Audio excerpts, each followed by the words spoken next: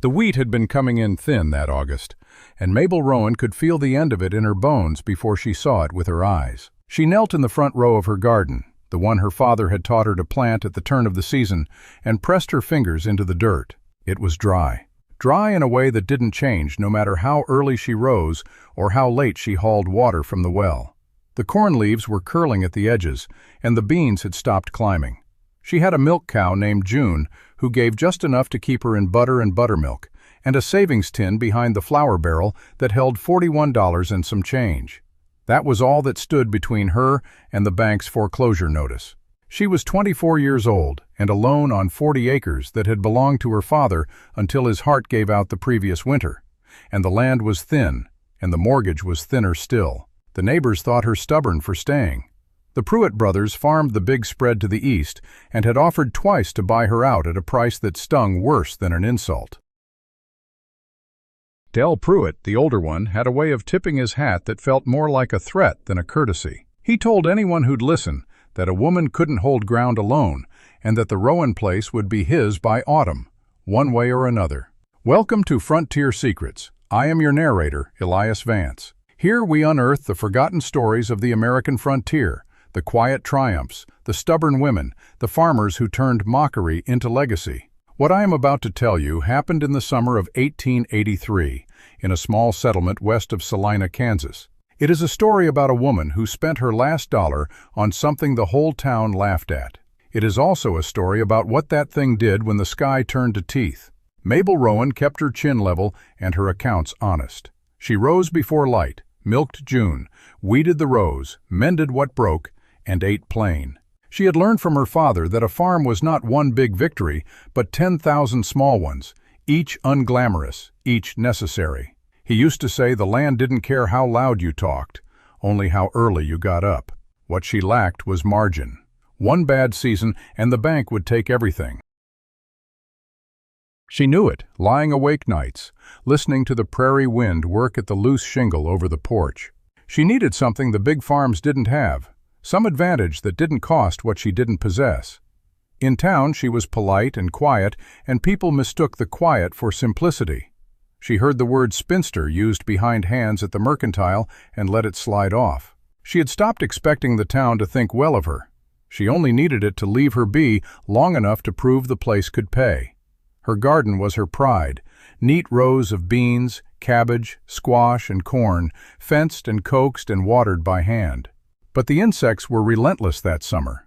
Cutworms, beetles, grasshoppers in growing numbers. She spent hours picking them off by hand, dropping them in a tin of water, knowing she was losing the war an inch at a time. There had to be a better way to fight an enemy that came in numbers. She just hadn't found it yet.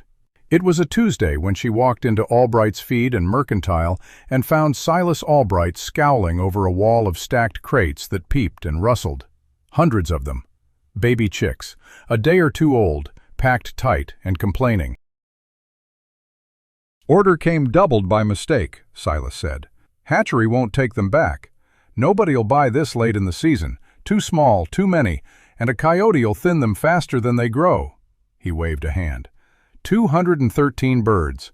I'll let the whole lot go for $8 just to clear the floor. Otherwise, they're a loss. Mabel stood looking at the crates.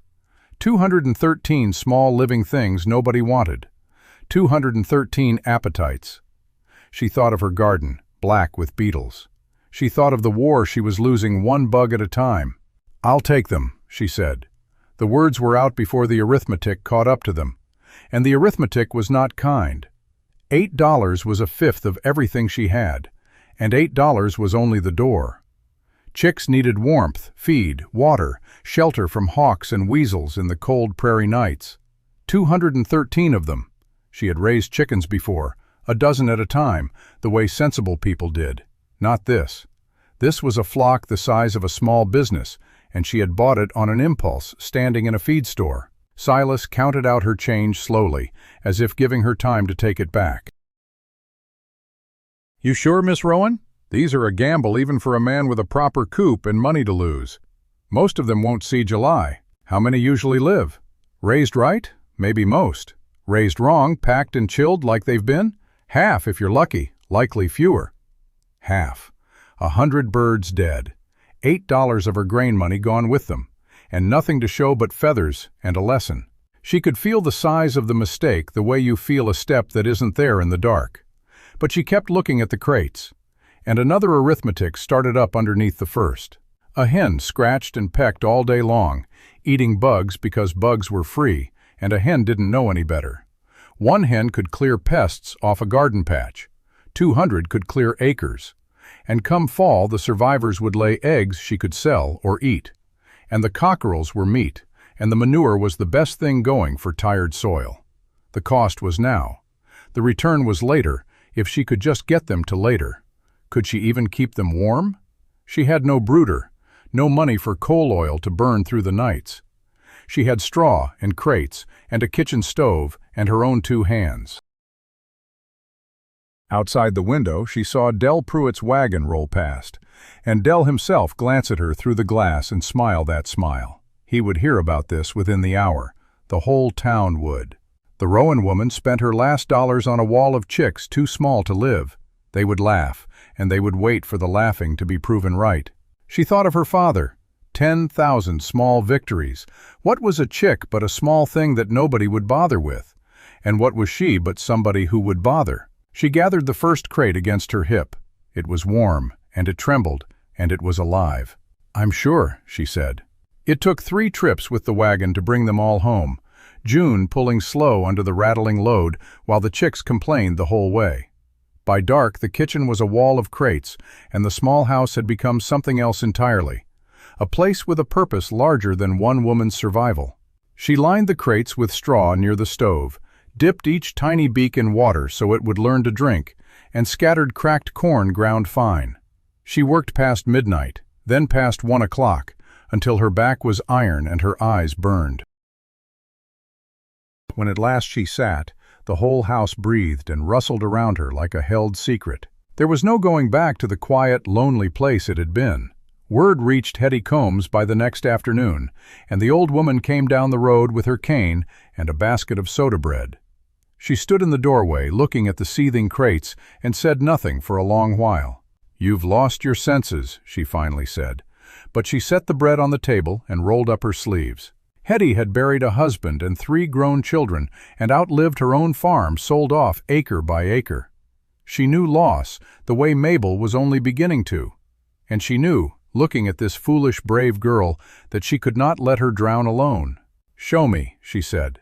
The first 2 weeks were a war against the cold and the dark and the simple frailty of small things.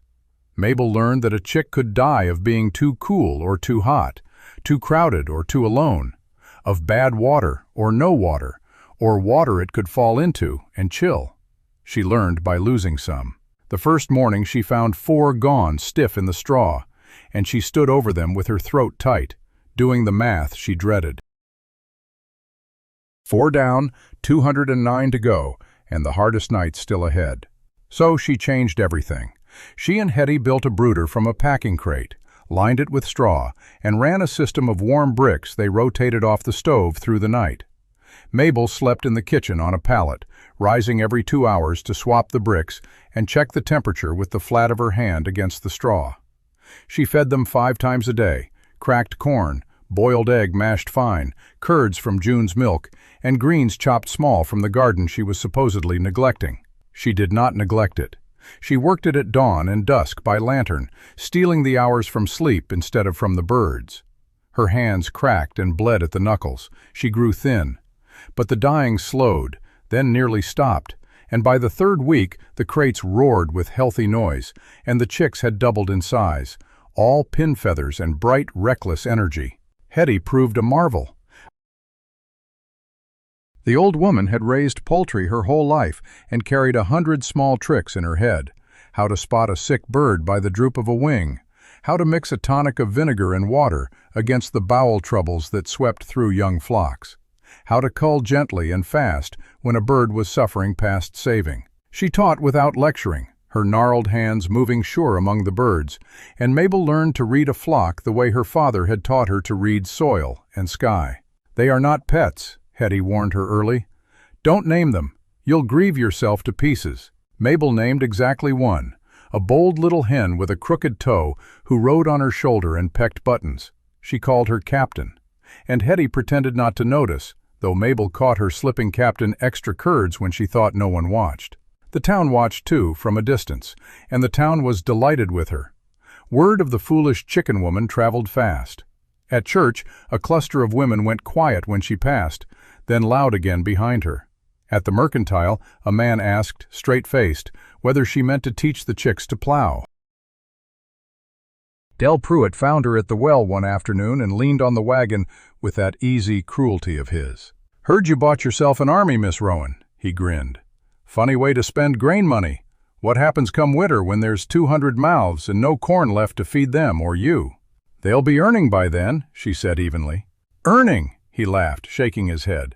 "A hen earns about 3 cents a week if you're lucky, and the foxes are slow. You did the figuring on that?" He tipped his hat. "Offer still stands on the place. Be a kindness to take it before the bank does it for you." She watched his wagon roll off and said nothing, because there was nothing to say that he'd hear. She just let the work be her argument, and the work was beginning to show. As the chicks feathered out into gangly pullets and cockerels, she did the thing she'd dreamed of standing in the feed store. She built movable pens, light wooden frames covered in wire, bottomless, that she could set over a garden row and shift along as the birds cleaned each strip bare. She and Hetty hauled them out at dawn and set the flock loose inside, and the birds went to work with a savage joy. The transformation of her garden was something to behold.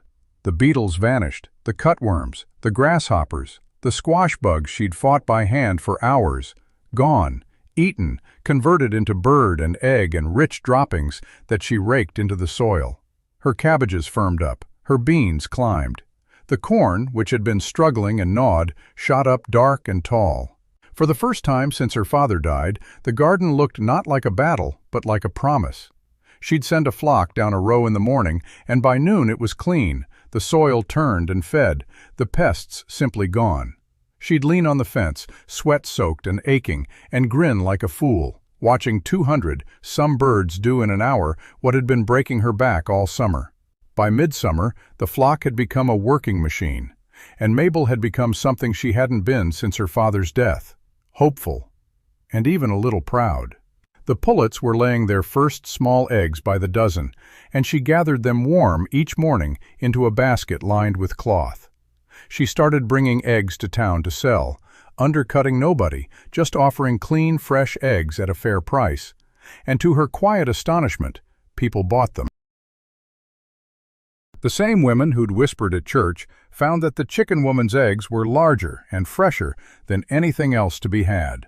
And they came back the next week, and the week after. A cook from the hotel in Salina ordered 3 dozen a week, then 5. The eggs were not making her rich.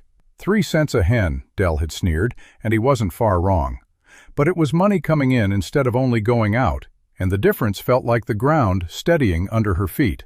Hetty watched the egg basket fill and the coins go into the tin behind the flour barrel, and allowed herself a rare smile. "Your father," she said one evening, "would be insufferable about now. Worse than you." "He'd have bought 400, Mabel said, and they both laughed, and it was a good sound in the small house. She learned her birds.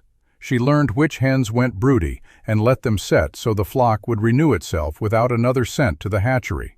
She learned to move the pens in a rotation that kept the garden clean and the soil fed all at once, so that no patch was ever overworked. She learned that a flock had a temper and a rhythm. They settled at dusk and roused at dawn. They followed the food and followed her. That a low cluck and a scatter of grain could turn 200 wild birds in any direction she pleased. She became, without quite noticing it happen, a stockwoman, competent, deliberate, sure. The movable pens were the heart of it. She improved them over the weeks. Lighter frames, better latches, little wheels at one end so a single person could shift them. She could break down and move the whole operation in an afternoon. She didn't yet know why that would matter so much. She only knew that a thing you could move was a thing you could aim. Captain, the crooked-toed hen, grew into the boldest bird in the flock, and a kind of foreman over the rest. Where Captain went, the others followed, and Mabel found she could lead the whole flock simply by carrying Captain ahead on her shoulder. Hetty clucked about favoritism, but had long since given up pretending she didn't love the little hen, too. The Pruitt brothers' fields, meanwhile, were the picture of conventional farming, vast and green and entirely undefended. Dell ran the biggest wheat operation in the settlement, hundreds of acres of it, and he ran it the way it had always been run: plow, plant, pray for rain, harvest. He'd have laughed himself sick at the notion that a wall of chickens was farming.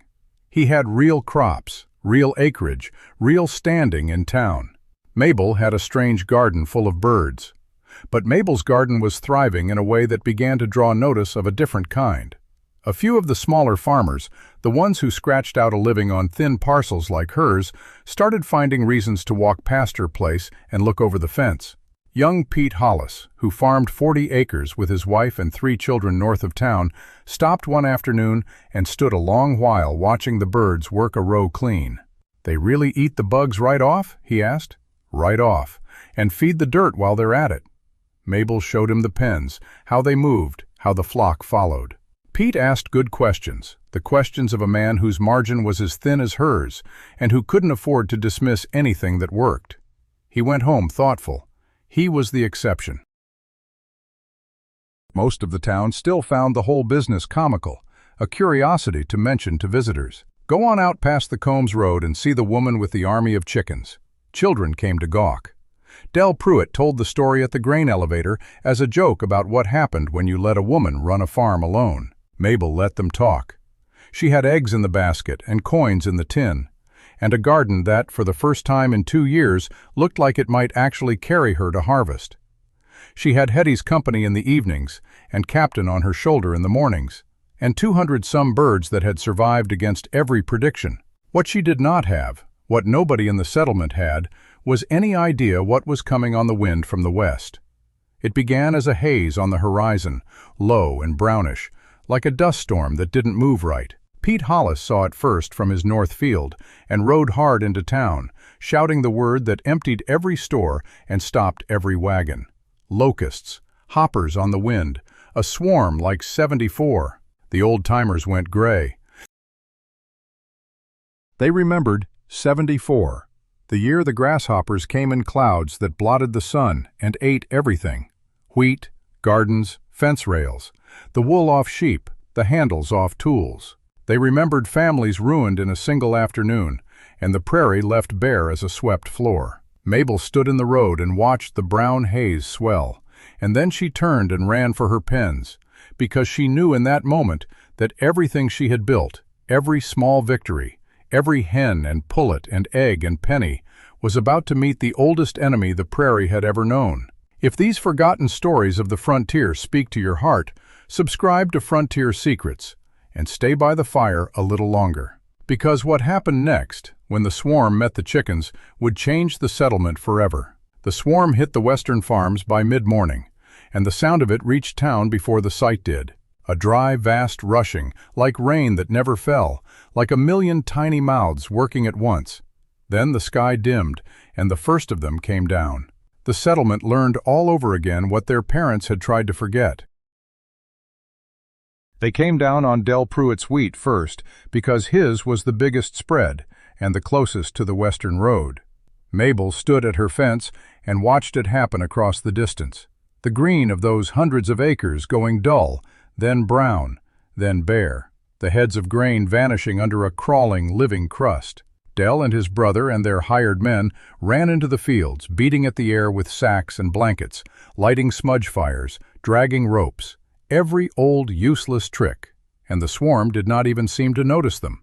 You cannot beat back a cloud. You cannot light enough fires to burn a number that large. By noon, the Pruitt wheat, the pride of the settlement, was a ruin of stems, and Dell stood in the middle of it with a flour sack hanging from his hand, looking very small. Mabel did not stop to take any satisfaction in it. There wasn't any to take. The same swarm that ate his wheat would eat the whole town's harvest, every garden and grain field, every family's winter. Pete Hollis's 40 acres, the Combs Road farms, her own corn and cabbages, all of it. A ruined town didn't buy eggs. A bare prairie didn't keep anyone. But she had 200-some birds whose entire purpose in life whose deepest and most reckless joy was eating exactly this. She was already moving. She'd thought it through the moment Pete shouted the word. The pens were the answer. The pens had always secretly been the answer. Light frames she could move and aim. She threw open her gates and herded the flock toward the wagon, Captain riding her shoulder and the rest streaming after. She loaded the movable pens and as many birds as the wagon would hold. "Where in heaven are you going?" Hetty cried, hobbling out. "To Pete's. His field's not gone yet. There's still grain to save." Mabel swung up. "Hetty, take June and bring the second load. Bring all of them, every bird." It was a mad thing. One woman, one wagon, 200 chickens against a swarm that had just humbled the biggest farm in the county. But a swarm settled to feed. It came down on a field and stripped it before moving on. And where it settled, the hoppers were on the ground, fat and slow and gorging. And a chicken could eat its weight in a day and ask for more. She reached the Hollis place where Pete and his wife stood paralyzed at the edge of their wheat, watching the leading edge of the swarm crawl in. Mabel did not ask permission. She backed the wagon to the field and flung the pens down over the worst of it and turned the flock loose into the swarm. What followed was something none of them ever forgot. 200 chickens hit a field of feeding locusts like a thing unleashed. They did not peck daintily. They charged, snapping, gulping, racing each other for the kill, drunk on more food than they had ever seen in their lives. Where the birds passed, the crawling brown crust simply vanished. Captain led them down the rows like a general, and the rest tore after her. And the locusts that should have stripped Pete Hollis bare were gone down 200 greedy throats instead. Pete stood with his hat in his hands. "They're eating it," he whispered. "They're eating the whole swarm." "Move the pens," Mabel called, already hauling a frame to fresh ground. "Keep them on the heaviest patches. We chase the swarm. We don't let it settle." They worked like things possessed, Pete and his wife and Mabel, dragging the light pens across the field, aiming 200 birds at the densest knots of locusts, clearing one strip and shifting to the next. Hetty arrived with June and the second load, and the rest of the flock poured into the fight. And foot by foot, row by row, the Hollis wheat began to be saved. But 40 acres was one farm, and the swarm covered the whole settlement. And Mabel understood, as she worked, that 200 birds, however hungry, could not be everywhere. They could save Pete. They could save her own place. They could not save the town, not alone, not in time. The swarm was simply too vast, and it was settling on a dozen farms at once. She'd been thinking too small even now. The birds weren't a defense for one farm. They were a weapon the whole town could share. If the town would only stop laughing long enough to wield it. She climbed onto the wagon seat where everyone could see her and called out to Pete. "Ride to town. Tell every farmer with a wagon to come to the Hollis place and watch what these birds do. And tell them to bring every chicken in the settlement. Every hen, every rooster, every pullet anybody owns. We pool them. We move them farm to farm. It's the only thing that eats faster than the swarm spreads." Pete looked at the cleared rows behind the flock, at the saved wheat, and didn't argue. He rode. While he was gone, the work went on, brutal and unrelenting. The midday sun beat down. The birds, for all their joy, began to tire and slow, their crops bulging full. Mabel had to rotate them, resting one group in the shade and water while another fought. She learned the rhythm of it on the fly, how long a flock could gorge before it needed rest, how to keep them aimed, how to read the swarm's movement and get the pens ahead of it instead of behind. Hetty worked beside her without a word of complaint, the old woman's poultry wisdom worth its weight in gold now, calling out which birds were flagging, which patches were thickest, when to shift. And the town came. They came because Pete made them, and because a ruined man will grasp at anything, and because the story of the Hollis wheat being saved by chickens was too strange not to see. Wagons rolled up the Hollis road, and farmers climbed down and stood at the fence and watched 200 birds devour a swarm that had beaten every man among them. Del Pruitt came too. He stood at the back, hat in hand, his own fields already lost. And he watched the foolish chicken woman do the one thing he and all his acres and all his hired men had failed to do. "It won't be enough," he said loud to the men around him. "Couple hundred birds against a swarm. She's saving one field while 10 more go under. It's a parlor trick." And the terrible thing was that he was right, as far as it went. 200 birds were not enough. Mabel turned on him from the wagon, sweat-streaked and fierce, and for once she did not let the work be her only argument. "He's right," she called out, so the whole crowd could hear. 200 isn't enough. But there are thousands of chickens in this settlement. Every one of you has a dozen, 2 dozen, scratching around your yards doing nothing while your wheat goes under. Bring them. Pool them. We move them together, farm to farm, ahead of the swarm. And there are enough birds in this town to eat this whole cloud out of the sky. Stop watching mine and go get yours." For a long moment, nobody moved. It was a strange thing, she asked, to hand over your birds, to follow a woman's plan, to believe that the joke of the county had been right all along. Pride is a heavy thing to set down. Then Pete Hollis said, "I've seen it work. My field's standing, I'm in." And his neighbor said he was in, and another, and the dam broke. Men scattered for their wagons, racing home for their birds, the whole settlement suddenly moving with one purpose. By late afternoon, the Hollis Road was a parade of crates and coops, and the pooled flock had grown from 200 to 1,000, climbing. And Mabel Rowan stood on a wagon seat directing it all. Which farms had standing grain left, which way the swarm was drifting, where to aim the birds next. The town that had laughed at her was now taking her orders, and not one of them was laughing. Then the wind shifted. The swarm, which had been drifting east and feeding low, lifted all at once on a hot gust from the south and rose into the air in a single, vast, churning cloud. The chickens could not eat what they could not reach.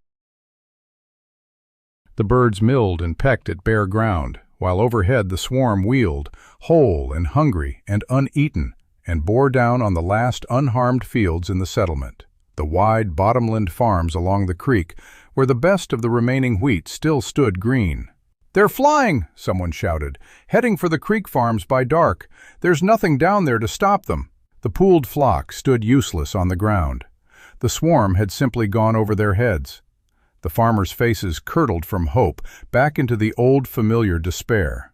Of course it wouldn't work. Of course the chicken woman's scheme would fail at the last. A few of them were already turning toward their wagons, ready to go home and watch the creek farms, and with them the whole settlement's last harvest disappear under a cloud they couldn't fight. Mabel sat down hard on the wagon seat. She had been so sure. The birds had been winning. And now the swarm had simply risen out of reach and left her flock pecking at dirt, and she had no answer for a thing with wings. 200 birds, 2,000 birds. None of it mattered if the swarm just flew over them. Hetty climbed up beside her, breathing hard, and put a hand on her arm. "You did more in one afternoon than this whole town did in 74, the old woman said quietly. "Don't you dare let go now. They're flying, Hetty. I can't make them come down." Hetty was quiet a moment, looking out at the wheeling cloud, at the creek bottomland where the green wheat waited. "No," she said slowly, "you can't make the swarm come down." She turned to Mabel, something kindling in her old eyes. "But a hopper don't fly because it wants to. It flies to feed. It comes down where the feed is. You've been chasing them, girl." She gripped Mabel's arm hard. "What if you got there first and made the creek farms the one place they don't want to land?" Mabel was on her feet before Hetty finished. "Get there first. Make the field the trap. We don't chase the swarm," she said, the whole shape of it falling into place at once. "We beat it to the creek. The wheat down there is what it's flying toward. So we put every bird we have in those fields before the swarm lands. The hoppers come down to feed, and they come down right into 1,000 waiting chickens." She turned and shouted it to the crowd. "Everyone to the creek farms now. Wagons, crates, every bird. We set the trap, and we let the swarm fly right into it." The race to the creek was a thing the settlement would tell stories about for 50 years. Every wagon in the county thundered down the bottomland road at once, loaded with crates and coops and squawking birds. Mabel's wagon in the lead, with Captain riding the headboard like a figurehead. Behind her came the whole town. Pete Hollis, the Combs Road farmers, men who'd laughed at her a week ago, whipping their teams to keep up. Even Del Pruitt, his own wheat already lost, drove his big wagon hard in the line. And if he was there only because a drowning man grabs any rope, he was there all the same. They reached the Creek Farms, with the swarm still wheeling high to the west, minutes ahead of it, and Mabel stood on her wagon and ran the whole operation like a general deploying an army. She'd learned every lesson the long day could teach, and now she spent all of it at once. "Don't scatter the birds wide," she called. "Concentrate them on the standing wheat. That's where the swarm's coming down. Pens along the green, every bird in the field, and keep them there. Hetty, the resting groups, water them now. We'll need every beak fresh when it hits." They flew with the work. 1,000 birds and more poured out of crates and coops into the green wheat, herded and penned, and aimed along the rows the swarm was sure to want. The movable pens, Mabel's pens, the ones the town had thought a curiosity, were the key to all of it. Light enough to fling down fast and hold the birds exactly where they were needed. Farmers who'd never given her a kind word followed her orders now without a flicker of doubt, dragging pens, hauling crates, spreading the flock across the bottomland in a living carpet of hens and roosters and pullets, all of them milling and scratching in the very wheat the swarm was racing to devour. "They're coming!" Pete shouted. The cloud crested the western rise and rolled down toward the creek, that dry, vast rushing filling the air, the sun going dim. The farmers froze. Every instinct in them said to run, to beat the air, to light fires, every useless thing. Mabel held them with her voice. "Stand fast, let them land. The more that come down, the more we eat. Let them land." And the swarm landed.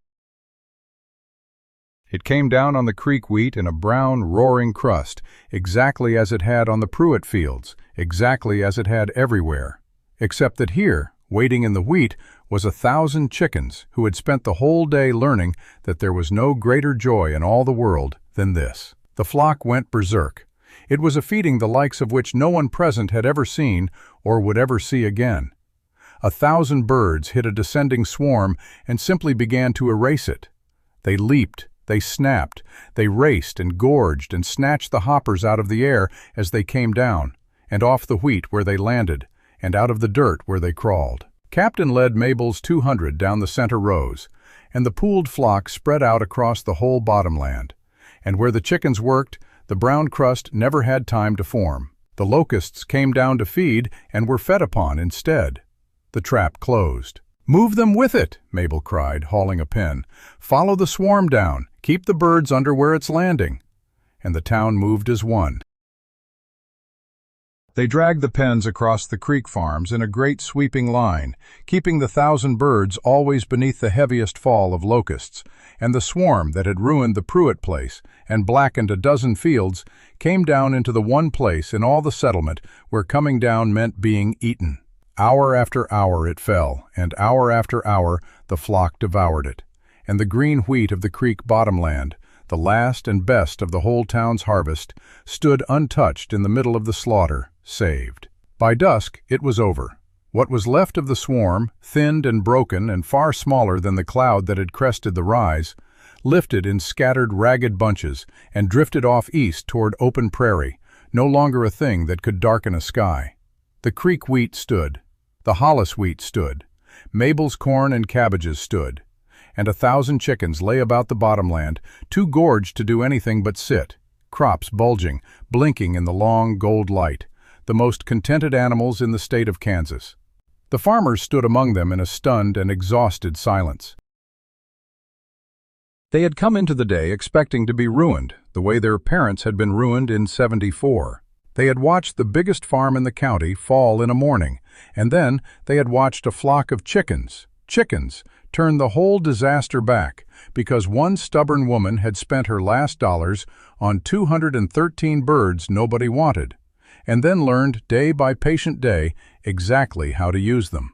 Pete Hollis was the first to cross to her. He took off his hat and held out his hand. "Miss Rowan," he said, "you saved my farm and my family's winter, and I'll say so to anyone who'll listen for the rest of my life." Then the others came, one after another, hats off, hands out, the same men who'd laughed at the well and the church and the grain elevator. They thanked her plain, and they thanked her ashamed, and Mabel took each hand and said little, because the work had been her argument all along. And now the work had spoken louder than she ever could. Del Pruitt came last. He stood before her a long moment, his own fields lost, his easy cruelty gone somewhere it would not come back from. "I was wrong about you," he said at last, the words plainly costing him. "About all of it. I'd be obliged if you'd forget every fool thing I ever said." "Already forgotten, Mr. Pruitt." She shook his hand. "There's room in this settlement for a man who learns." And around them, in the gold dusk, 1,000 fat, happy chickens sat in a field of standing wheat that should have been bare, under a sky that was clear again from edge to edge. But this was not the end of the story, because a woman who has saved a town does not simply go back to her garden. What Mabel Rowan did next, with the flock that had become a legend and the trust of every farmer in the settlement, would change the prairie for a generation. And the quietest victory was still to come. The days that followed the locust battle passed in a strange, hushed stillness. The settlement went about the work of counting what had been saved and what had been lost, and the numbers told a story that would not be forgotten. Pete Hollis had lost less than a quarter of his wheat. The Creek farms had lost nearly nothing at all. The Pruitt spread was a total ruin, and 4 other families along the western road had watched their grain vanish in the morning hours before the pooled flock ever reached them. But the town as a whole had fared far better than anyone had a right to expect. The difference, every farmer knew, was the chickens. And the difference behind the chickens was the woman who had bought 213 unwanted chicks on a Tuesday afternoon when the rest of the world was laughing at her. Mabel Rowan did not sleep well that first week. She lay in her narrow bed with the kitchen door propped open so she could hear the flock stirring in the new coop Hetty had helped her throw together from scrap lumber and tar paper. The birds were settled now, quieter than they had been in months, as if the great feeding had worn something out of them that needed rest. Captain roosted on the footboard of the bed, a privilege Mabel had never allowed any chicken before, but Captain was not any chicken. She had led the charge down the Hollis rows and across the creek bottomland, and Mabel figured a hen that had saved a town could sleep wherever she pleased. The first visitor came on the 3rd morning. A man named Otis Granger, who farmed a small place south of the creek, drove up in a creaking wagon with his wife and 2 children. He carried a burlap sack of potatoes and a ham wrapped in cheesecloth. "Brought you something," he said, setting the offerings on the porch. "It's not much, but we wouldn't have a thing to put in the root cellar if not for your birds." He stood there with his hat in his hands, a big, awkward man who had never once spoken to Mabel at church or anywhere else. "I don't know how to thank you proper, Miss Rowan, so I'll just say it plain. You saved us, and if you ever need anything at all, you send word and I'll come." He left before she could find words to answer. His wife pressed Mabel's hand and nodded once, and the wagon rattled off down the road. Mabel stood looking at the ham and the potatoes and felt something shift in her chest, a loosening of a knot she had not known she was carrying. That evening, another wagon came, then another. By the end of the week, the Rowan porch held more food than Mabel had seen in one place since her father was alive. Salt pork, dried apples, a crock of honey, a sack of flour, a whole dressed turkey. A jar of pickled beets from a woman who had lost her wheat but saved her garden because Mabel's chickens had cleared the locusts before they reached her rows. People brought what they had, and they brought it with a quiet shame and a quieter gratitude, and Mabel accepted every gift with the same simple words. "Thank you. I'll pass it on when I can." Hetty watched the pile grow and said nothing, but her eyes were brighter than they had been in years. She sat on the porch in the afternoon sun, shelling peas into a tin bowl, and let the town come and go. "You're a somebody now," she said one evening, not looking up from her work, "whether you wanted it or not." Mabel did not know what to do with that. She was not built for being a somebody. She was built for rising before light and mending fence and dipping chick beaks in water. But the town had decided she was something else now, and the decision was not hers to undo. The flock had grown too. In the weeks after the locusts, farmers who had pooled their birds with Mabel's began to leave them. "They're yours now," Pete Hollis had said when he brought his dozen hens back from the creek. "They fought for your place as much as mine. Seems wrong to take them home." Others felt the same. A few took their birds back, but most did not. The pooled flock had become a single thing, a living asset that belonged to no one and to everyone. and it had taken up residence on Mabel's land because that was where the pens were and where the knowledge lived. By the time the first cool nights of September settled over the prairie, Mabel Rowan had 1,200 birds. She had never asked for them, but she had them. The mortgage payment came due on the 1st of October. Mabel had counted the coins in the tin behind the flour barrel 3 times, and each time the sum came to the same number, $47.30. The payment was $62. She was $15 short, and the bank in Salina did not extend credit to women farming alone on thin land. She had known this moment would come. The locusts had saved the harvest, but the harvest had not yet been sold, and the bank did not wait for the grain elevator to pay out. She sat on the floor of the kitchen with the tin in her lap and the coins spread out before her, and she felt the old familiar weight settling back onto her shoulders, the weight she had carried since her father's funeral. The flock was valuable, but you could not pay a mortgage with live chickens. You could not walk into the bank and set a crate of pullets on the teller's counter. Money was money, and she did not have enough. Hetty found her there, sitting among the coins, and lowered herself to the floor with a sound that was half groan and half complaint. "How short?" $15. Hetty nodded slowly. She reached into the pocket of her apron and pulled out a worn leather pouch, the one she kept tied with a string. She loosened the drawstring and emptied the contents into her palm. A gold piece, a few silver dollars, some small change. She counted it out with the careful deliberation of a woman who had learned the value of every cent. $16.40, she said. "That covers you and leaves me a little." Mabel stared at the money. "Hetty, I can't take your savings." "You can and you will." Hetty pressed the coins into Mabel's hand and closed her fingers over them. "I'm an old woman with no crops and no flock and no family left to leave it to. What am I saving it for? A nicer headstone? You take it, and you pay that mortgage, and you keep this place. That's what I want." Mabel went to Salina on the first Tuesday of October with the money in a cloth purse pinned inside her dress.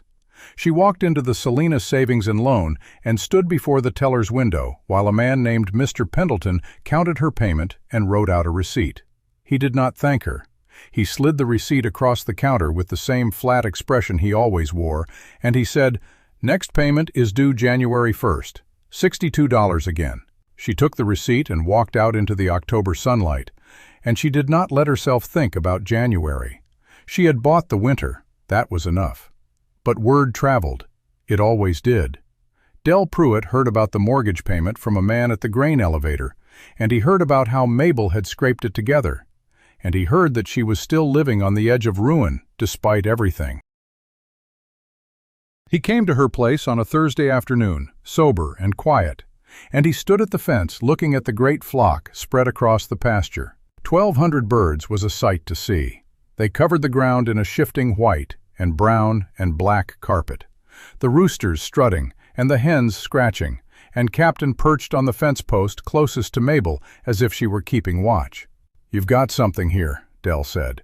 It was not a compliment. It was an observation, flat and neutral. "You've got 1,200 birds, and you're still $15 short on a mortgage payment. What happens when winter hits?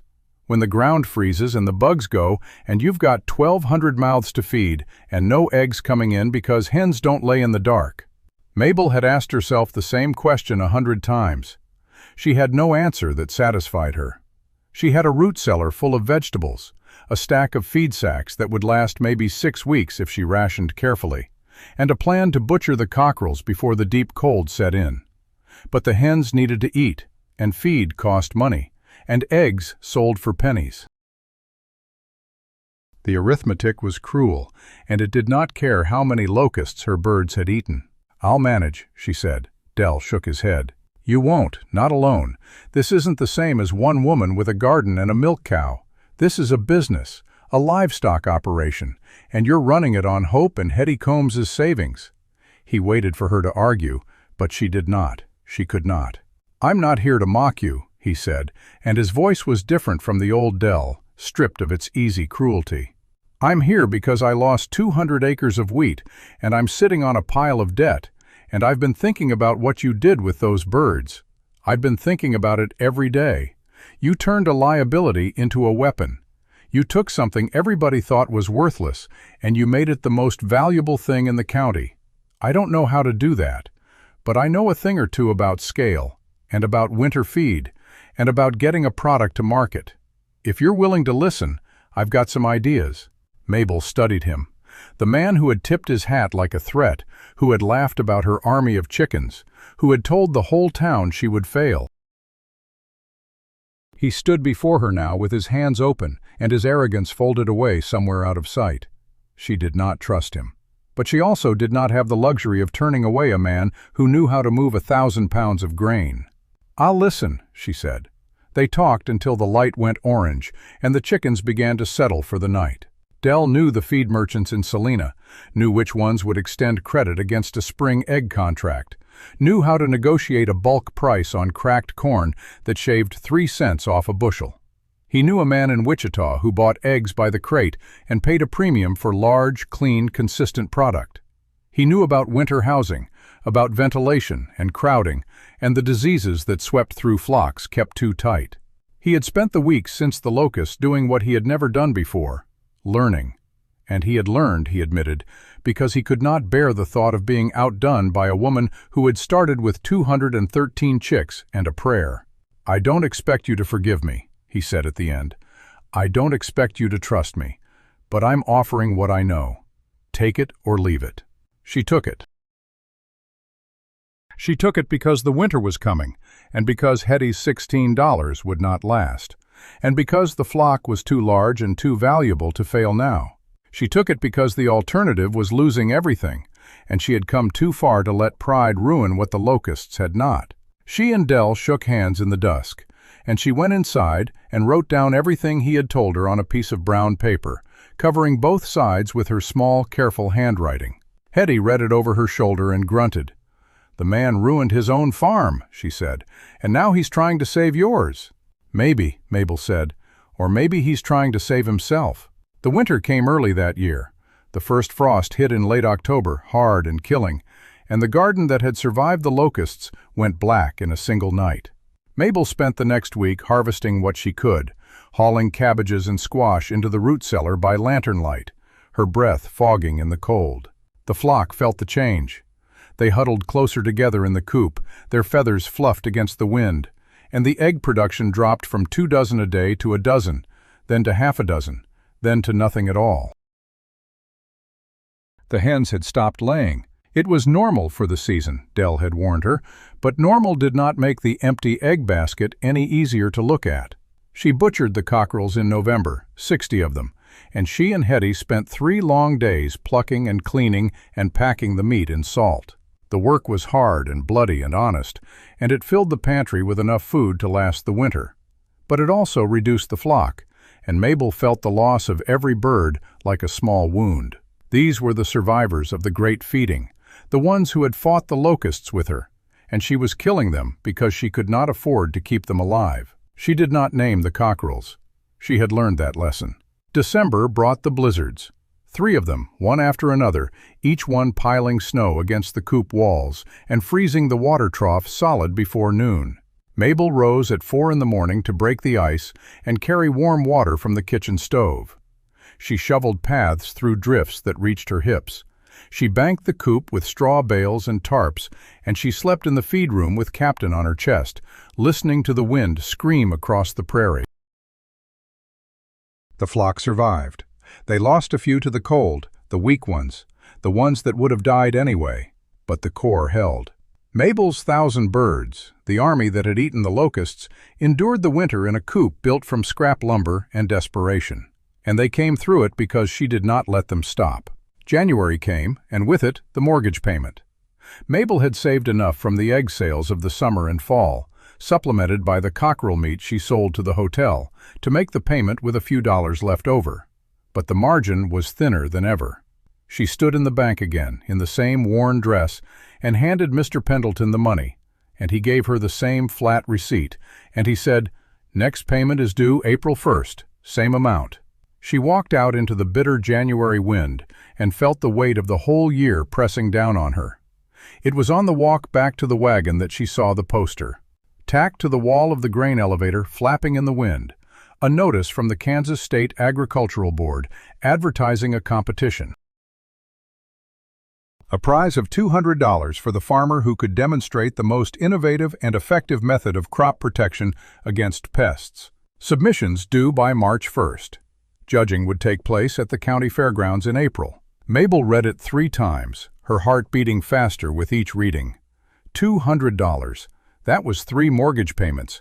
That was enough feed for the flock through the summer. That was a whole year of breathing room. And she had done exactly what the poster was describing. She had used a flock of chickens to stop a locust swarm that had devastated half the county. She tore the poster from the wall and folded it into her pocket. That evening she sat at the kitchen table with Hetty and a piece of paper and a pencil, and she began to write. She wrote about the movable pens. She wrote about rotation, about the way the birds cleared pests and fertilized the soil at the same time. She wrote about the day the locusts came and the 1,000 birds that ate them. She wrote about Del Pruitt's ruined wheat and the creek farms that stood because the chickens were there. She wrote it all down in her small, careful handwriting, and when she was done, she read it aloud to Hetty. Hetty listened in silence, and when Mabel finished, the old woman nodded slowly. "That'll win," she said. "It's the truth, and the truth is what they're looking for." Mabel sent the submission the next morning. She walked to the post office in Salina and handed the envelope to the clerk, and she felt the strange sensation of having placed something larger than herself into motion. She walked home through the snow, and the flock greeted her with their soft clucking, and Captain flew up to her shoulder and pecked gently at her ear. April seemed impossibly far away, but for the first time since her father died, Mabel Rowan had something more than hope. She had a plan. The winter broke in late February, and the thaw came fast. The snow melted into mud, and the prairie greened almost overnight, and the hens that had not laid an egg since November began to produce again, slowly at first, then in a flood. By the middle of March, Mabel was gathering 40 eggs a day, and the hotel cook in Salina was sending orders that doubled every week. The flock had weathered the winter with losses she could absorb, and the survivors were strong and healthy and ready for the season ahead. She was not rich, she was not even comfortable, but she was not ruined, and that was more than she had dared to hope for in the dark of December. Then the letter came. It arrived on a Tuesday, in a cream-colored envelope with the seal of the Kansas State Agricultural Board. Mabel opened it with hands that trembled, standing on her porch with Hetty watching from the doorway. The letter was brief and formal. It informed her that her submission had been selected as one of 3 finalists. The judging would take place on the first Saturday of April at the county fairgrounds, beginning at 10 o'clock in the morning. She was required to present her method in person, with a live demonstration, if possible. Transportation expenses would be reimbursed. She read the letter 3 times, then handed it to Hetty. Hetty read it once and let out a low whistle. "You're going to Salina," she said. "And you're going to win." Mabel looked out at the flock, at the 1,000 birds scratching in the mud of the thawing pasture, at Captain perched on the fence post with her crooked toe and her bold eye. She had 2 weeks to prepare. 2 weeks to figure out how to load a demonstration of movable pens and 100 chickens onto a wagon, and convince a panel of judges that what she had done was not a fluke or a lucky accident, but a system that could save farms across the whole state. She started planning that afternoon. She did not know it yet, but the letter had set something in motion that would carry her further than she had ever imagined. And she had no idea, as she drew diagrams on brown paper and counted eggs and measured feed, that the man who had once been her bitterest enemy was already making his own plans to ensure that she walked away from that fairgrounds with the prize. The 2 weeks before the competition passed in a blur of preparation that left Mabel hollow-eyed and bone-weary. She rose earlier than she ever had, even earlier than the winter mornings when she had broken ice for the flock, because there was always one more thing to do. The movable pens needed to be rebuilt for the demonstration, lighter, cleaner, more presentable than the weathered frames that had served her through the summer and fall. She sanded the rough edges and replaced the rusted wire and painted the whole structure a clean white that gleamed in the lantern light. Hetty watched from the porch, shelling peas that had been dried and saved from the garden, and she said nothing, but her silence carried a weight of approval that meant more than any words. Captain sensed the change in the air. The little hen followed Mabel everywhere with a sharper attention than usual, cocking her head at the new pens, at the crates being stacked by the wagon, at the extra grain Mabel was setting aside for the journey. Captain had been through enough to know that when Mabel moved with that particular intensity, something important was coming. She stayed close, a feathered shadow, and Mabel talked to her in the low, steady voice she used when the work was hard and the way forward was not certain. "I don't know if we can win," Mabel said one evening, sitting on the back step with Captain on her knee. The sun was going down red and smoky, and the flock was settling into the coop with the soft, murmuring sounds that had become the background music of her life. "I don't even know if we belong there, with the big farmers and the college men." Captain pecked gently at a button on Mabel's sleeve and said nothing, which was exactly what Mabel needed. She sat there until the stars came out, and then she went inside and went back to work. Del Pruitt came by on the Wednesday before the competition. He had been coming regularly all winter, bringing information and advice, and Mabel had grown accustomed to his presence, though she still watched him with a wariness that would not quite dissolve. He was a changed man, or seemed to be, and the settlement had noticed. The same men who had heard him mock the chicken woman now heard him speak her name with a grudging respect that bordered on admiration. He had lost his wheat, but he had found something else, and the town did not quite know what to make of it. He climbed down from his wagon and walked to the new white pens, running his hand along the painted wood. "This is good work," he said. "But you're going to need more than a pretty pen to impress the board. They've seen everything. They're looking for something that works on a scale that matters." Mabel wiped her hands on her apron. "I know. I've been thinking about that. What have you come up with?" "I'm going to show them the rotation, how the birds clear a row and feed the soil at the same time. I'm going to show them the numbers, how many bugs a bird eats in a day, how much manure it produces, how the garden yields improved. And I'm going to bring Captain." Del raised an eyebrow. "A chicken? Not just any chicken. She led the charge at the creek. She's the general. If they see what one bird can do when she's trained to the system, they'll understand what 1,000 can do." Del was quiet for a long moment. Then he nodded. "You're not wrong," he said, "but there's a man coming from the State College, Professor Aldridge. He's been working on a chemical spray for years. He's the favorite. The board's been funding his research. They're not going to hand $200 to a woman with a pet chicken unless you prove something they can't ignore." Mabel met his eyes. "Then I'll prove it." The morning of the competition dawned clear and cold, a sharp spring wind cutting across the prairie from the north. Mabel loaded the wagon before sunup, working by lantern light, her breath steaming in the chill. Hetty helped, moving with the slow, deliberate pace that age had forced upon her. But her hands were steady and her eyes were sharp. Together they loaded 3 pens, a crate of 50 birds including Captain, a sack of cracked corn, and a jar of water. Del arrived just as they were finishing, driving his own wagon, and he helped secure the load with ropes so nothing would shift on the rutted road to Salina. The journey took 4 hours. The roads were muddy from the thaw, and the wagon wheels sank and groaned, and more than once Mabel had to climb down and push while Del urged the horses forward. The birds complained in their crates, a constant fretful peeping that grated on the nerves. Captain, riding in a smaller box beside the wagon seat, was quiet except for an occasional cluck that seemed to say she had seen worse and was not impressed by a little mud. They reached the fairgrounds at 9:30, the sun fully up now, and the wind dying to a breeze that carried the smells of hay and dust and animals. The competition was being held in the main exhibition hall, a long wooden building with a peaked roof and a row of windows that let in the morning light. A banner hung over the entrance, Kansas State Agricultural Board, Innovation in Crop Protection. Mabel felt her stomach tighten as she looked at it. She had been in this building once before, as a girl, when her father brought her to the county fair. She had won a ribbon for a jar of pickled beets. That was the extent of her experience with public recognition. They unloaded the pens and the crate of birds and set up in the corner assigned to them.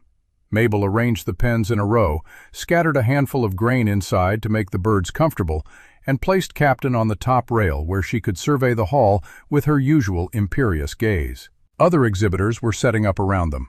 A man from the college with glass jars full of chemical mixtures, a farmer from the eastern part of the county with a complicated network of traps and nets,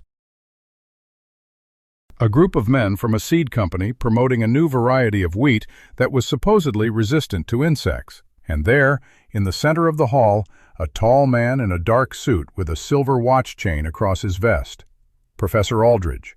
He had a display of sprayers and barrels, and he was speaking to a cluster of judges with the easy confidence of a man who knew he was going to win. Mabel stayed in her corner and arranged and rearranged her pens until they were perfect. Hetty sat on a bench nearby, her hands folded over her cane, watching the proceedings with the silent vigilance of a woman who had learned not to trust men in suits. Dell stood at the edge of the crowd, arms crossed, saying nothing. The judges made their rounds methodically, spending 5 minutes at each exhibit, asking questions and taking notes. They reached Mabel's corner just before 11 o'clock. There were 3 of them. A man from the board with a white beard and spectacles, a woman in a practical dress who looked like she had spent her life on a farm, and a young man with a notebook who wrote everything down. The white-bearded man introduced himself as Mr. Thornton and asked Mabel to explain her method. She spoke slowly at first, her voice catching on the words, but as she described the movable pens and the rotation and the day the locusts came, the nervousness fell away. She was not performing. She was telling the truth about something she knew better than anyone in that hall. She showed them how the pen worked, how it could be shifted by one person, how the birds cleared a strip of soil and fertilized it in the same motion. She called Captain down from the rail and placed her inside the pen, and Captain, as if she understood exactly what was required, began to scratch and peck with theatrical precision, turning over the dirt and snapping at a beetle that had wandered into the pen from somewhere.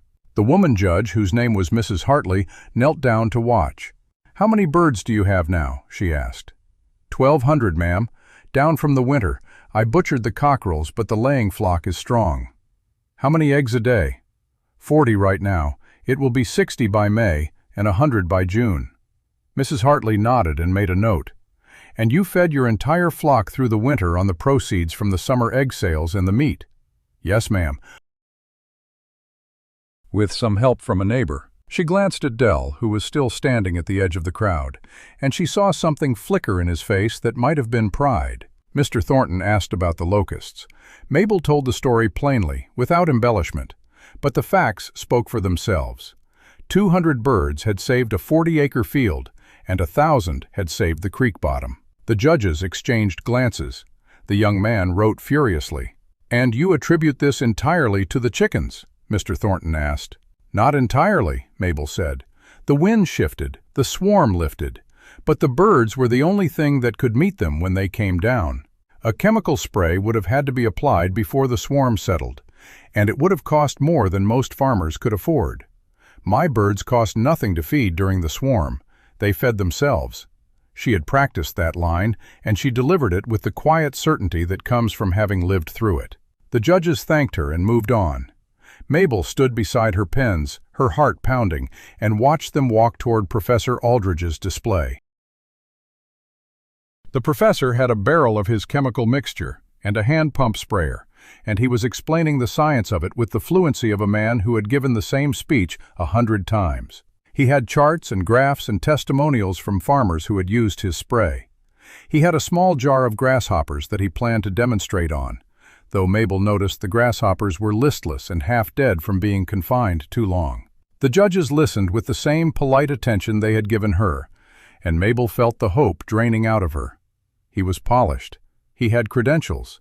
She had a chicken on her shoulder and a pen built from scrap lumber. The competition continued through the afternoon. Mabel watched the other demonstrations and tried not to compare. The trap farmer had an ingenious system, but it was expensive and required constant maintenance. The seed company's wheat was promising, but it would take years to prove. Professor Aldridge's chemical spray was the most impressive on paper, fast, scalable, backed by research. The judges spent twice as long at his table as they had at any other. Mabel began to prepare herself for disappointment. She had known it was a long shot. She had known the board would favor the college man, but knowing it did not make the weight in her chest any lighter. At 4 o'clock, the judges retreated to a small room at the back of the hall to deliberate. The exhibitors milled about, talking in low voices, waiting. Mabel sat on the bench beside Hetty, Captain in her lap, and she did not say anything because there was nothing left to say. Dell came and stood beside her. "You did good," he said. "It doesn't matter what they decide. You did good." She nodded, but she did not believe him. Doing good was not the same as winning, and winning was the only thing that would save the farm. The door opened at 4:30. Mr. Thornton stepped out, followed by Mrs. Hartley and the young man with the notebook. The crowd fell silent.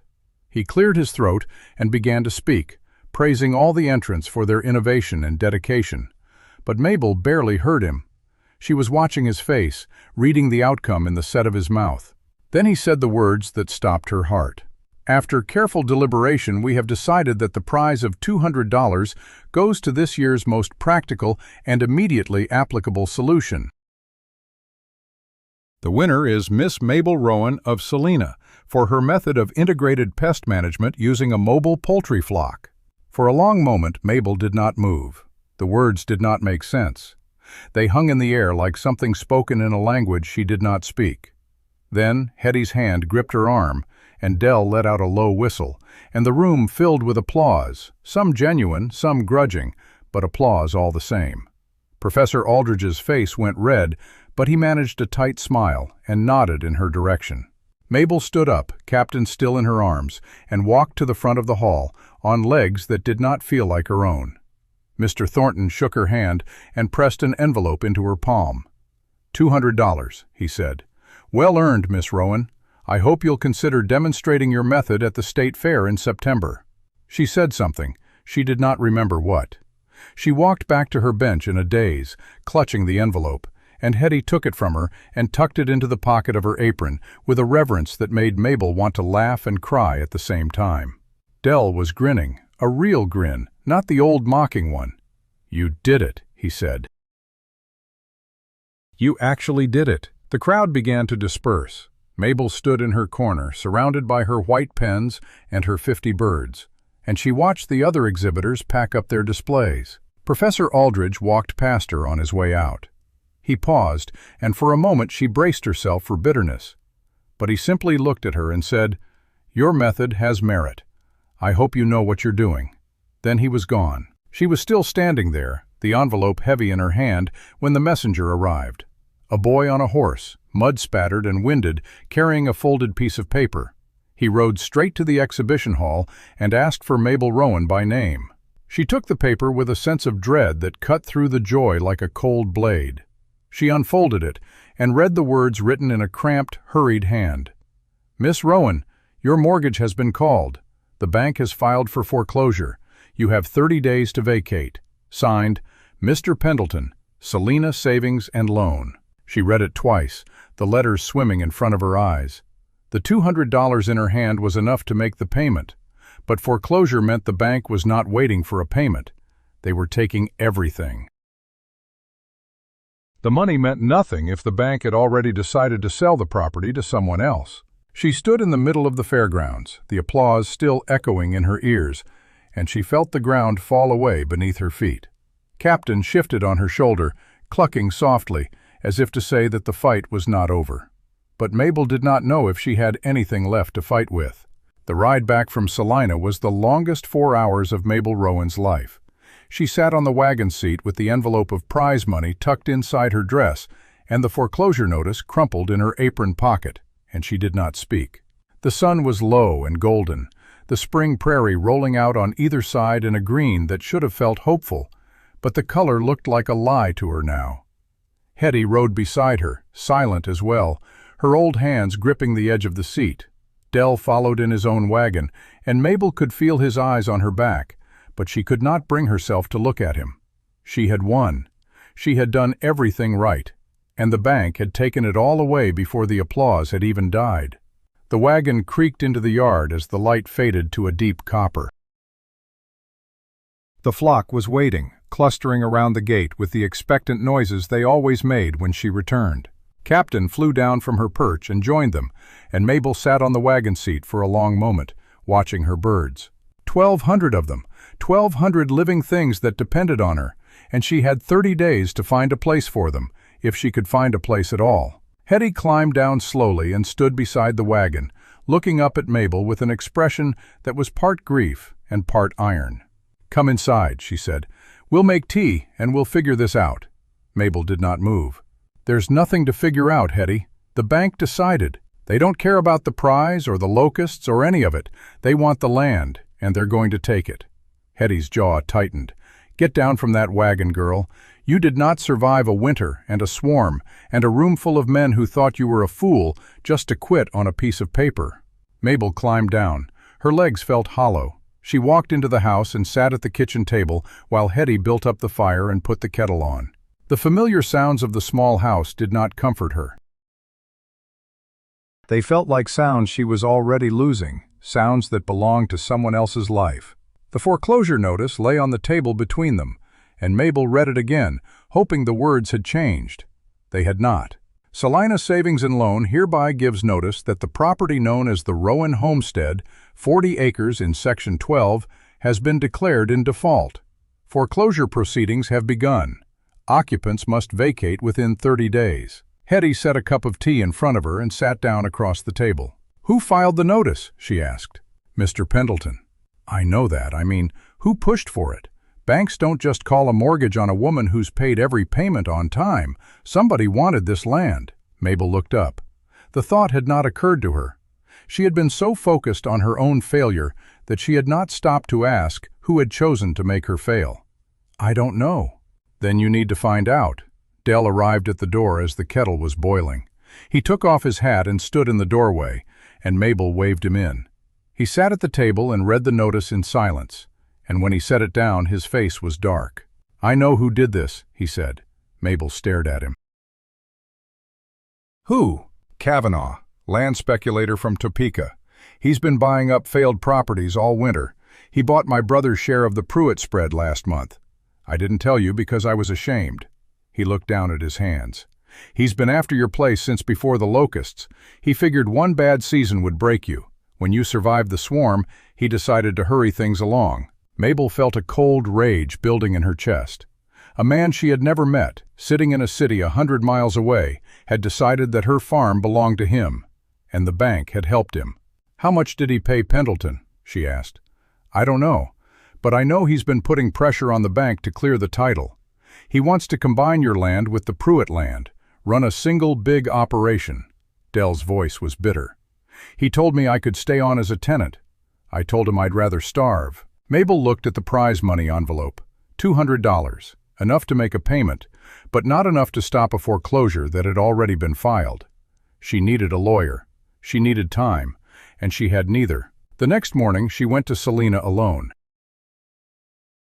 She left Hetty in charge of the flock, and drove the wagon through the mud and the wind, and she walked into the Salina Savings and Loan with the envelope of prize money in her hand and the foreclosure notice in her pocket. Mr. Pendleton was at his desk, and he looked up when she entered with the expression of a man who had been expecting her.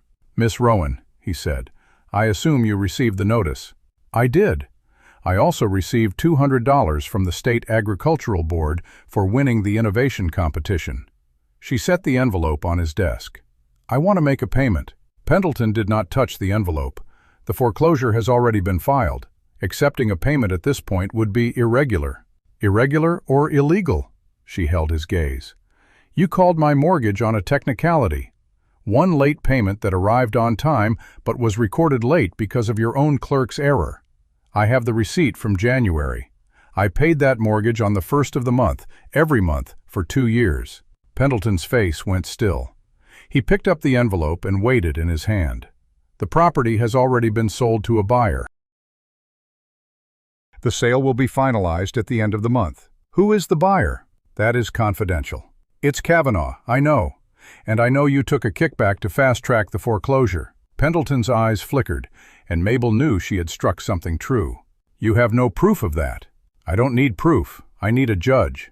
She picked up the envelope and tucked it back into her dress. "I'm hiring a lawyer. I'm going to fight this, And when I win, I'm going to make sure everyone in this county knows exactly how Salina Savings and Loan does business." She walked out before he could answer. Her heart was hammering, but her hands were steady. She had never threatened anyone in her life, and she was not sure she had done it right, but she had done it. She found the law office of a young attorney named Mr. Whitfield, recommended by the hotel cook who had bought her eggs all winter. Whitfield was thin and earnest, with spectacles that kept slipping down his nose, and he listened to her story with an attention that felt genuine. When she finished, he leaned back in his chair and let out a long breath. "This is going to be difficult," he said, "but not impossible." The key is the payment record. If you can prove that you were never actually in default, that the bank deliberately misrecorded your payment to create grounds for foreclosure, then we have a case. Mabel pulled the receipt from January out of her pocket and laid it on his desk. The date on this receipt is January 1st. The bank's records show a late payment on January 7th. There's a discrepancy of 6 days. Whitfield picked up the receipt and studied it. "This is good. This is very good. But it's your word against theirs, unless we can find a witness who saw you make the payment on the 1st. Mabel thought. She had driven to Salina alone that day. The only person who had seen her enter the bank was the teller, a young man named Ezra Mills. And Ezra Mills had left the bank 2 weeks later, under circumstances that Mabel had not questioned at the time. "There was a teller," she said slowly. "Ezra Mills. He took my payment. He handed me the receipt, but he's not at the bank anymore." Whitfield's eyebrows went up. "Do you know where he went?" "No, but I can find out." She spent the rest of the day asking questions. She talked to the cook at the hotel, who had heard that Ezra had moved to his mother's farm outside of town. She talked to the clerk at the Mercantile, who thought he had taken a job at the livery stable in Abilene. She talked to the postmaster, who remembered forwarding a letter to a town called Hope, Kansas, about 60 miles east. She wrote down every scrap of information and returned to Whitfield's office as the light was failing. "He might be in Abilene, or Hope. I don't know which." Whitfield took the notes. "I'll send telegrams tonight. If he's willing to testify that he processed your payment on the 1st of January, we have a case that can stop the foreclosure." Mabel nodded. She was exhausted, hollowed out, but she was not done. She drove home in the dark, the wagon lantern casting a small circle of light on the road ahead, and she thought about what she would do if Ezra could not be found. She did not let herself think about what she would do if he could. The week that followed was the longest of her life. She tended the flock mechanically, gathering eggs that felt like stones in her basket. She watched the road for messengers. Hetty cooked and cleaned and did not ask questions, and Dell came every evening to sit on the porch and say nothing, and the silence was a kind of company that Mabel did not have to answer. On the 5th day, a telegram arrived. Whitfield had found Ezra Mills in Abilene, working at a feed store. He remembered Mabel. He remembered the payment. He was willing to come to Salina and testify. Mabel read the telegram 3 times, and then she sat down on the porch steps and wept. She had not allowed herself to cry since the foreclosure notice arrived, and the tears came hard and quiet, and Hetty sat beside her and put an arm around her shoulders and did not say a word. The hearing was set for the 28th of April, 2 days before the eviction deadline.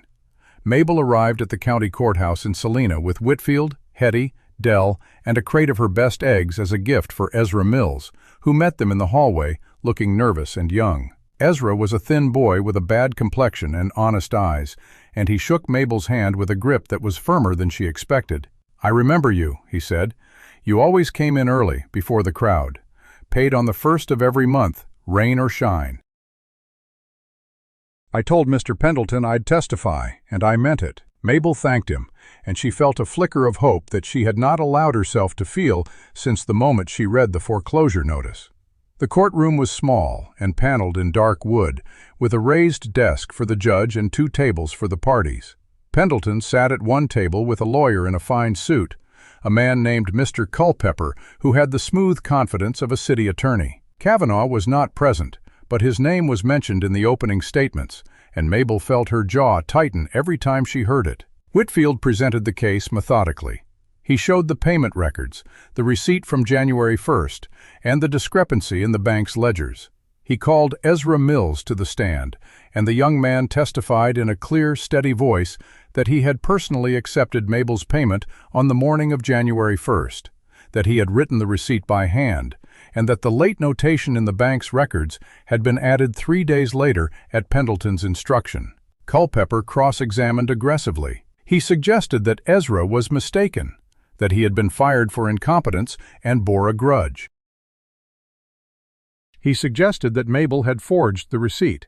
He suggested that the foreclosure was routine and justified. But Ezra did not waver, and the receipt was examined by the judge, and the bank's own ledgers showed erasures and corrections that Whitfield pointed out with a quiet precision that made Mabel's heart swell with gratitude. The judge took a recess at noon. Mabel sat on a bench in the hallway, eating a piece of bread that Hetty had pressed into her hand, and she did not allow herself to hope. She had learned that hope was a dangerous thing, a thing that could break you if you leaned on it too hard. The judge returned at 1 o'clock. He was an older man with a gray mustache and tired eyes, and he looked out at the room with the expression of someone who had seen too many people ruined by banks. He cleared his throat and spoke. After reviewing the evidence and testimony, I find that the foreclosure filed by Selina Savings and Loan against the property of Mabel Rowan was based on erroneous records. The payment for January was made on time. The default was manufactured. He paused, and Mabel felt the air leave her lungs.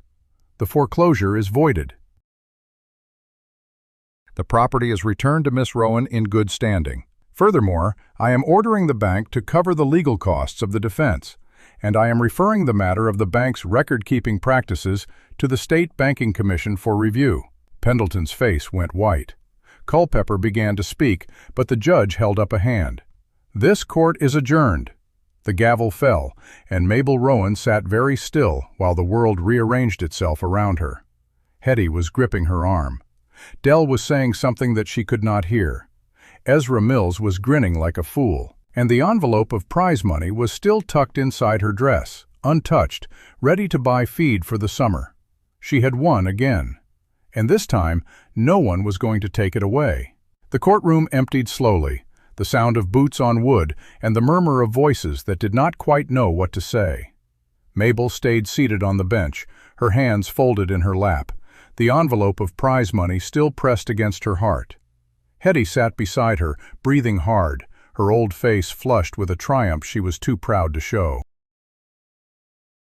Dell stood at the doorway, blocking the light, and behind him the spring afternoon spread gold across the courthouse steps. Mabel did not move until the last of the strangers had filed out, until the room was empty except for the three of them and the lingering echo of the judge's gavel. She stood up slowly, as if testing whether her legs would hold her. They did. She walked to the table where Whitfield was packing his papers, and she took his hand in both of hers. "Thank you," she said. "I don't have the words for what you did." Whitfield's spectacles had slipped down his nose again, and he pushed them up with the back of his wrist. "You had the evidence, Miss Rowan. I just pointed at it." He smiled, a thin and genuine smile. It was an honor. She walked out of the courthouse into the April sun, and the light felt different than it had on the way in. It felt like her own light, like a thing that belonged to the world she had fought for and won. Hetty took her arm, and Dell fell into step beside her, and they walked to the wagon in silence, because there was nothing that needed to be said.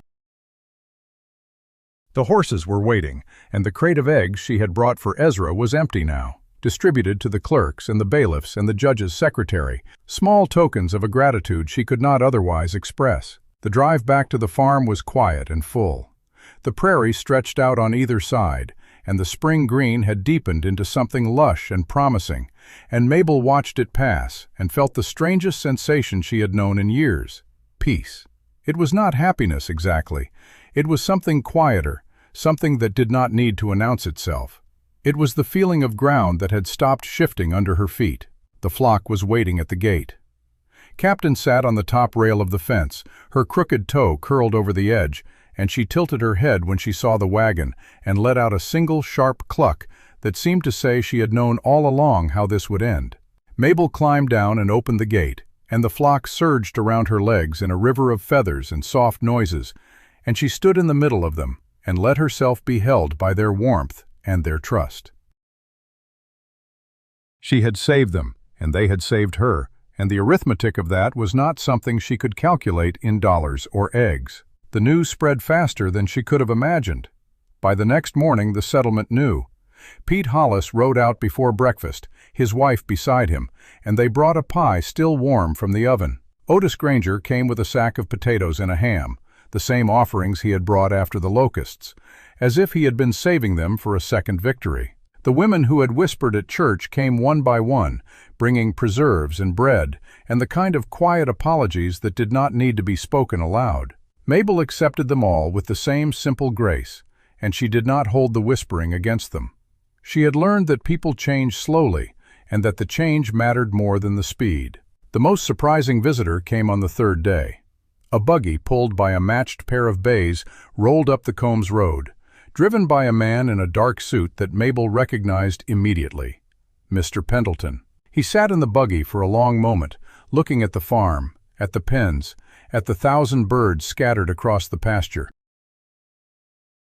Then he climbed down and walked to the porch where Mabel was sitting with Hetty, shelling peas into a tin bowl. He stopped at the bottom step and took off his hat. "Miss Rowan," he said, "I came to apologize." Mabel set down the bowl and stood up.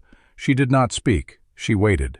Pendleton's face was gray, his usual composure worn away to something naked and uncomfortable. "I was wrong," he said. "I let myself be persuaded by a man who had no right to your land, and I used the bank's authority to do something I knew was not right.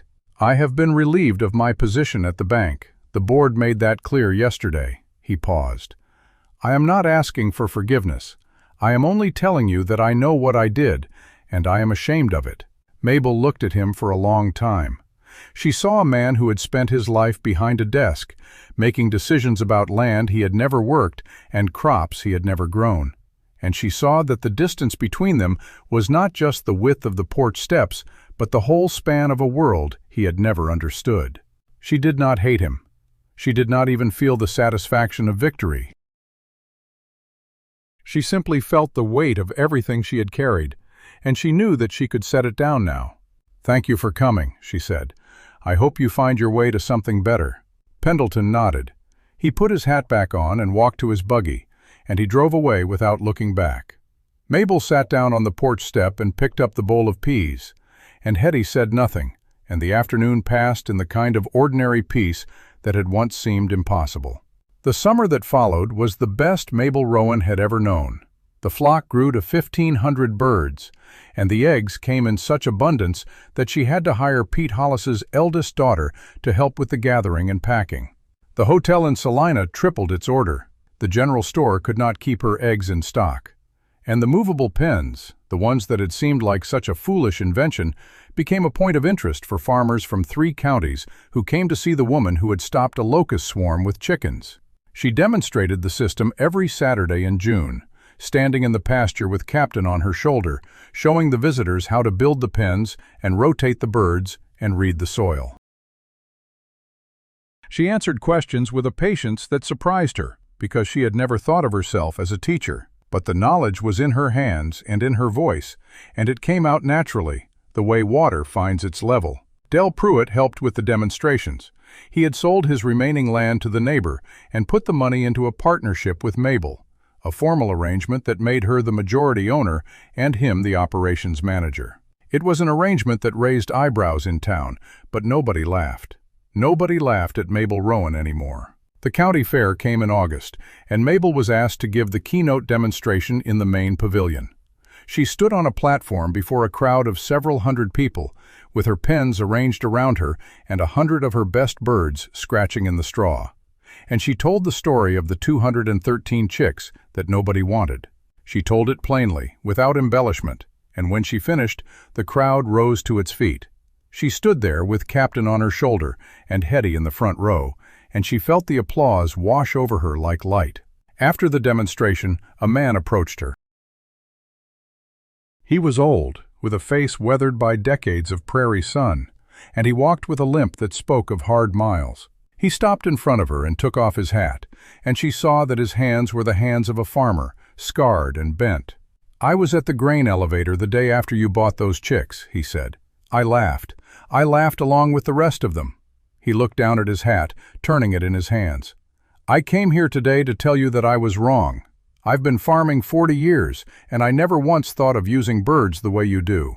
I've got 24 hens scratching in my yard, doing nothing but eating feed, and all that time they could have been working for me." He looked up, and his eyes were wet. "I'm sorry, Miss Rowan, and I'm grateful. You taught an old man something new." Mabel took his hand. "There's no shame in learning," she said. "That's what the frontier does. It teaches you, or it breaks you. You chose to learn." The old farmer nodded and walked away, and Mabel watched him go, and she thought about all the men and women who had come to her over the months, offering apologies and gratitude. She had not kept count. She did not need to. The work was its own record. The autumn came golden and full, and the harvest was the largest the Rowan farm had ever produced. The root cellar was packed, the pantry groaned, the flock was sleek and healthy, and Captain had taken to sleeping on the footboard of Mabel's bed every night, a habit that Hetty clucked about but never tried to break. Mabel sat on the porch in the evenings, watching the sun set over the prairie, and she let herself feel the fullness of what she had built. It was not the size of the farm that mattered. It was not the prize money, or the recognition, or the changed minds of her neighbors. It was the thing she had known from the beginning, the thing her father had taught her, that a small thing, tended careful enough, grows into something nobody expects. Dell came up the path one evening in late October, carrying a letter. "This came for you," he said, handing it over, "from the State Agricultural Board." Mabel opened it with steady hands. It was an invitation to serve as a regional representative for the board, traveling to farms across the western part of the state to demonstrate her method. The position came with a salary, a travel allowance, and the respect of the agricultural establishment. She read it twice, then folded it and tucked it into her pocket. "Well?" Dell asked. "What do you think?" Mabel looked out at the flock, at the pens, at the land that had almost been taken from her. "I think I'll need someone to run the farm while I'm gone." Dell grinned. "I figured you might say that." She wrote her acceptance that night, sitting at the kitchen table with Captain perched on the inkwell and Hetty knitting by the fire. The letter was brief and formal, but at the bottom she added a single sentence in her own hand. "I will bring my own chickens." The first frost came in November, and the hens slowed their laying, and the winter settled in with its familiar cold. But this year was different. The coop was tight and warm, banked with straw, and heated by the body heat of a flock that had grown to nearly 2,000 birds. The feed room was stacked high with grain, bought with the prize money, and the egg earnings, and the salary from the board. The mortgage was paid 3 months ahead. The savings tin behind the flour barrel held $247 and some change, and it was still growing. Mabel sat by the stove on a December evening, the wind howling outside, and she listened to the sound of the flock settling for the night. It was a sound she had come to love more than any other. It was the sound of life, of work, of 1,000 small things that had been tended into something large. Captain was asleep on the footboard, her head tucked under her wing, her crooked toe curled against the wood. Hetty was dozing in the rocking chair, her knitting fallen into her lap. The fire crackled, and the tea kettle hummed, and the world outside was cold and dark and full of dangers that Mabel Rowan had learned to face. She did not think about Dell Pruitt's laughter, or the whispers at church, or the long winter nights when she had not known if she would make it to morning. She did not think about the foreclosure, or the courtroom, or the moment she had read the letter of acceptance from the board. She thought instead about the morning she had knelt in the kitchen garden, pressing a seed into the soil, while old Hetty Combs watched over the fence. "A small thing tended careful enough grows into something nobody expects," she had said. And it had. It had grown into 2,000 birds, into a partnership, into a new way of farming that would spread across the state. It had grown into a life that was hers, entirely and irrevocably hers. Captain stirred on the footboard, stretched her wings, and let out a single soft cluck. Mabel reached out and stroked the feathers along her back.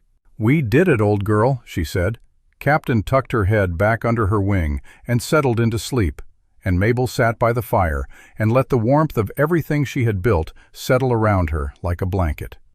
This is Elias Vance, and you have been listening to Frontier Secrets. Subscribe and step back in time. The frontier hides more than it shows.